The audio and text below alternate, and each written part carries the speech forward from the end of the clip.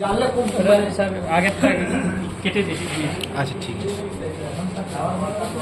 হ্যাঁ না না খাবার বেরোবে না মোটামুটি। এটা হচ্ছে আপনি এইখানটা আন্দাজ করে বাঁশটা মুঠো করবেন, ডান হাত দিয়ে ধরবেন শক্ত করে, ঠিক এই জায়গাটা আন্দাজ করে, আর যতটা জোরে পারবেন এরভাবে চাপ দিবেন।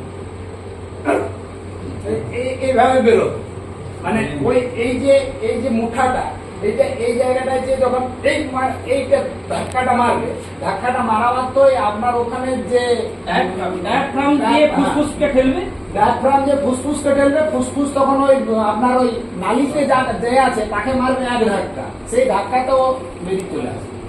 যদি ফার্স্ট টাইম না হয় সেকেন্ড টাইমও করতে হতে পারে না, অন্য কোনো অ্যাক্সিডেন্ট হবে না। কারণ এই জায়গাটাতে আমরা জানি আমাদের বুকের যে খাঁচাটা আছে, খাঁচার লাস্ট মোমেন্টে যে হাড়গুলো যেখানটা এসে জয়েন্ট লেগেছে ওগুলো সব ওই তরুণাস্থি, ঠিক আছে। ফলে তরুণাস্থি হওয়ার জন্য ওর এক্সপানশন এটা ফ্রি, মানে তুমি যে ওকে ধাক্কা মারছো, তুমি ভাবছো যে আমার ওখানে হাড়টা পাশে সরে যায়, হাড়টা তো ইলাস্টিক, ফলে ওই ধাক্কাটা খাওয়ার পরেও ও তো গার্ডারের মতন এক্সপানশন হয়ে যাবে, তাহলে ওই ধাক্কাটাও নিতে পারবে।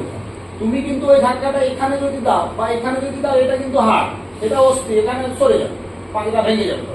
কিন্তু এই জায়গাটাতে একমাত্র ওই সুবিধাটা আছে সরাসরি।